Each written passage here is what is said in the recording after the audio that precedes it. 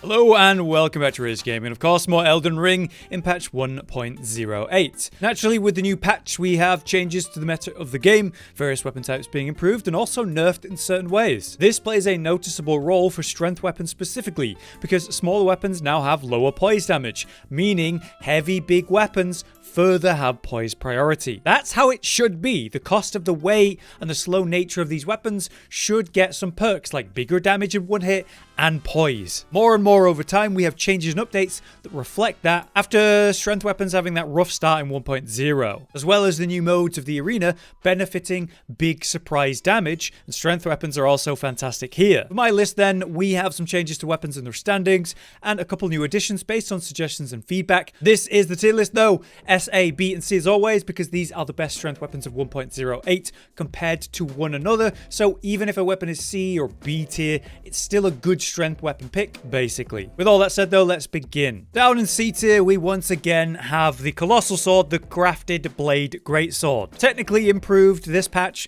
the Colossal Swords were buffed, which is something I'm going to be saying multiple times in this video. The incredibly broken and stupid Colossal Sword crouch poke spam that people overly relied on, that was nerfed into oblivion, to the point where it's now impossible to land due to its reduced range and overly nerfed motion speed. But they walked that back in 1.08. Specifically, it is faster, not as fast as it once was, but still better now. Does that make the Grafted Blade a good weapon? Well, it helps, but no, it doesn't raise it from C tier clearly. It's got nice damage, a specifically improved Ash in the last patch, and it looks cool. The problem is the AR is noticeably lower than the other Colossal Sword options, and that remains an issue. Much like the Staff of the Avatar. Still in C tier, even though its Ash was specifically improved last patch as well, dealing more damage in a funny and effective way. Like the other colossal weapons with a hammer style moveset, it has a high AR to start with and big hammer slams. The problem is the Ash just isn't very good. I would like to see it be improved with the range of the slam being wider, or a multi-part combo like 2 or 3 slams in a row. That'd be cool. For now, it's an AR stat stick with a relatively easy to avoid moveset. Contextually, there are better strength weapons that do similar and provide more options, such as the many weapons we're going to be talking about in the B tier, starting with one that has made it onto the list. Finally, it is the Rusted Anchor. After some fair feedback about this weapon and it being highlighted a lot in the comments, I've decided to include it, and certainly after testing it. I found that as a weapon, you can easily give it great scaling and apply various brilliant Ashes of War like Lion's Claw or Stormcaller, making it very deadly in trade using those. In 1.07, the poise rating of great axes, which this weapon actually is, was improved. And for a surprisingly quick weapon despite how big it is, this moveset really works for this weapon. You could run a shield with it, or another weapon in offhand, or seals, incants, and so on. It's also not as heavy as you might expect, which allows for that easier. And overall, I find it a fun and unexpected weapon that really does fit into the B tier for me. It's also an unusual one because it has sort of pierce aspects to it, so you can benefit from the Spear Talisman. Another weapon that is new to the tier list this patch, though, is the Beast Claw Great Hammer, which has worked its way into a reliable standing. Thanks to the hammer buffs to its poise damage, you'll stagger much more consistently now, as well as the attack speed buff making a huge difference in its viability. Then, specifically, its Ash of War was also buffed to hit harder. I recently did a full build on this weapon and showcased just how much better this weapon actually is, especially in PvE. Now, I do think it requires other aspects to help it work best, especially in PvP, like bestial incants, which makes sense for this weapon, with many of those being improved over the last patches as well. Now, it doesn't hit super hard, but it does work in unison with many other options, and its Ash is very strong in the new arena modes, where you can spam it from range and AoE people down when they're not expecting it. Now, I can't say its output is insane, so it is definitely one that makes it onto the list of B at a reasonable level. But we're not done with Great Hammers yet. We now have to talk about Great Stars. Also not on the list before, but certainly should be in 1.08, thanks to the fact that, again, just like the Rusted Anchor, it can take a variety of Ashes of War and change its scaling based on what you need. Lion's Claw, Stormcaller are also great picks,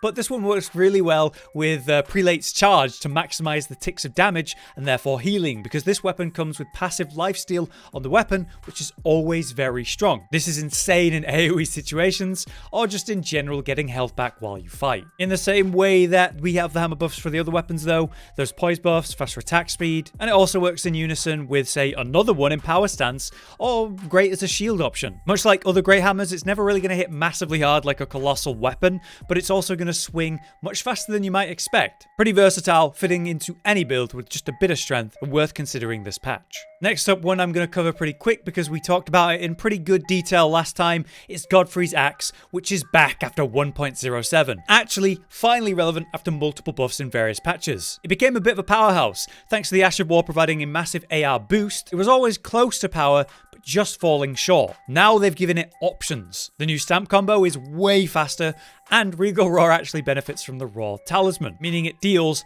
high damage when it does hit. That combined with the hyper armor and general poise of the weapon, it becomes a bit of a trading machine. I wouldn't say it's insane, and that's why it's not A or S tier, because the Ash is still very, very slow, the Regal Roar itself. The follow-up hit of the slam combo is slow as hell. And finally, the regular heavies as well, they're really slow. It does work now, certainly viable with its new improved toolkit, but I keep it at a B tier. Another weapon that made it onto the list in the last patch is this holy weapon, Siluria's Tree, which I even could consider an A tier weapon based on its Ash of War performance in the arena. Technically, this one was nerfed in 1.08 though. As a thrusting weapon, its counterattack damage was reduced this patch. But that's not the only aspect of this weapon. It's a great spear, so with all the benefits of the range, the pokes, and the running heavy, featuring a 2-part Ash of War that was improved in the last patch to be much faster, and had an attack power buff and poise to help secure the attack. We can either tap slam it for a quick slam at close range for burst, or charge it up as a ranged spear shot with solid range to it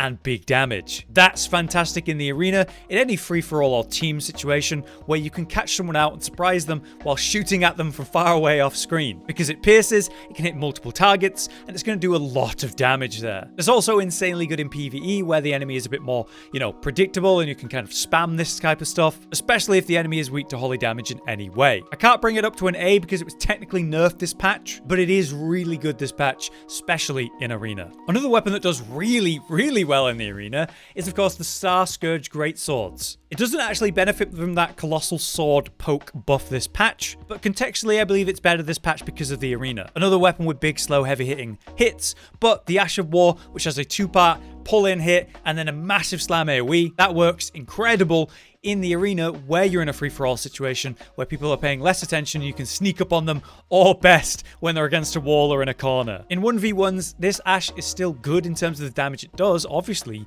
but it's very predictable and therefore easy to avoid and even punish. It's always been a good poise-based weapon for trading in general, but it does have a simple moveset because of the nature of forcing you to use both weapons at once, while only really relying on light attacks to use both of them. They're fun to use and have extra utility as a weapon thanks to the new PvP modes, but I don't think that raises its rating this patch all the same. Last up for B tier though, we have the Falling Star Beastjaw. Not much to say on this one, this patch really. There hasn't really been any changes to it in a while. A colossal weapon, so improved over time by various patches, improving those. And it has a brilliant Ash of War, untouched by the patches. The Ash allows for stagger on bosses from range, you can spam it for big burst damage, and you can buff its damage with magic buffs as well. But it doesn't have the same shock power in the new arena modes because it's a single small target hit. Strong and effective, but has the same moveset as many other colossal weapons, working like a hammer. So with little change to speak of, it stays at a B. Now we can move up to A tier, where one weapon has joined this tier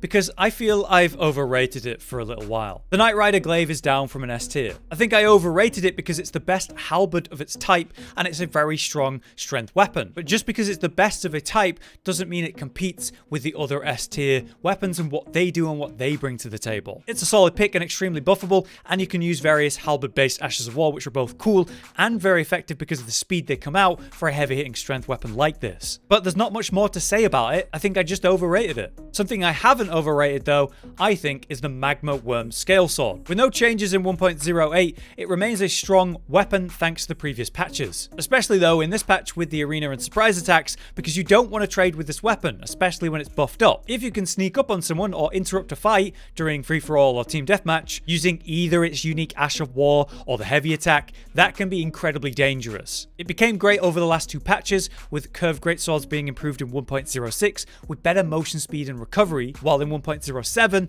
they improved the Ash specifically to have better poise and stamina. That was what pushed it into a very solid spot, and that's where it remains this patch, but it's sneakily better due to the arena modes and the context of that. But now it's time for the Colossal Sword talk. Firstly, the Royal Greatsword, benefiting from those Colossal Sword poke buffs and the Colossal Sword buffs in general with their higher poise damage. These weapons have long range and high damage per hit, and all of them that use that poke attack have of course been improved. The key to this weapon though, and what makes it stand out from the others, is its Ash of War, dealing frost damage but having a bit too much hyper armor at this point. You can simply spam the Wolf's Assault and laugh, and it's been made faster in previous patches with great hyper armor at that point, but in 1.07 they gave it even more hyper armor. So you truly can just blindly spam this in PvE and be very pleased with the output that you'll get, let alone in PvP, where it will be nasty thanks to its surprising range of that AoE and the fact that it'll be a trading machine. Certainly good in free-for-all, I'd say. A weapon that has been raised in my esteem from the previous patch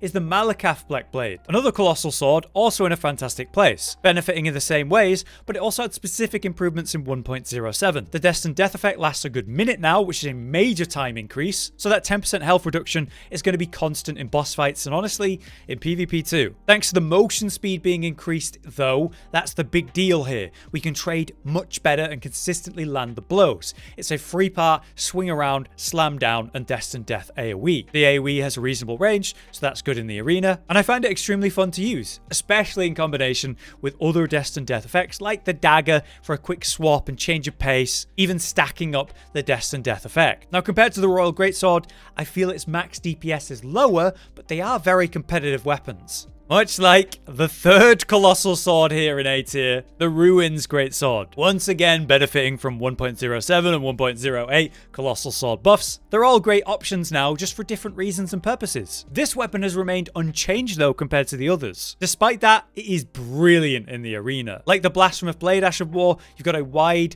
long range, high damage option, which is just stupid. You can snipe people from far, completely unexpected, and it's always going to be strong in that context. It also has a unique heavy attack, which is cool, but I do think its max DPS is lower than, say, the Royal Greatsword, and it brings less utility because it doesn't have any side effects like Frost status or Destined Death. So out of the three, I think it makes it less impactful, but they're all super good. Now up in A tier from B tier, it's Serpent Hunter, a very unique weapon useful for much more than just that Rykard boss fight. Since it requires very low stats to use, any build can use it because they need to be able to for that boss fight, meaning it's very easy to run. It is another great spear though, meaning its moveset is fantastic, it has long range, heavy hits, the brilliant running heavy or even light or jump attacks. It's got a lot of options from impressive range, only made worse when we realized that somehow it still has the OP Colossal Sword poke from before its nerf. That can be combined with the running heavy, the jumping lights, leading to a variety of poke attacks with high damage and making a nightmare situation in PvP or quick burst in PvE. It is honestly a very strong weapon that people are starting to take notice of. It's reached more meta levels than ever before. So I think that reason puts it into A tier. Last up for A tier though, I keep Prelate, Inferno, Crozier in this tier just barely. No changes to this weapon, makes it no more competitive with, say, Giant's Crusher, because it is the same thing but worse in terms of raw output and unique ability. However, it does look really cool, and it hits really hard, and it serves the same reasoning to use the Giant's Crusher, even if it is slightly weaker. If you want to use it, it's still a great option, and you don't need to use the best thing at all times statistically, just use what you enjoy. By no means is this weapon weak, and that's why it's in A tier, if just barely. But we finally get to S tier with two weapons that remain the kings of this weapon type. Firstly, the Colossal Giant's Crusher, as we've talked about. It's still the one-shot weapon, and it remains unchanged in 1.08. Even though in 1.07,